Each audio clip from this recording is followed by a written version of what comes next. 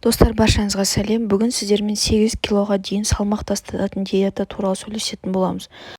Видеоны көрмес бұрын маған подписка жасап, лайк қоюды ұмытпаңыздар. Қауынның азықтық қасиетінен бөлек артық салмақты жоя алатын да күші бар. Осыны білетіндер жазда қауын диетасын ұстанады. Бұл диетаның тәртібі мынандай: кәдімгі таза піскен қауынның 300 грамм таңертең аш қарынға жеп алады. Оған ешқандай азық түрін араластырмау керек.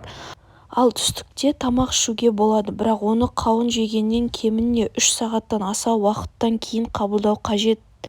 Яғни түскі асқа сіз күнделікті жеп жүрген тамағыңызды қолдана аласыз, тек оған ұн өнімдері мен тәтті тағамдарды араластырмау керек.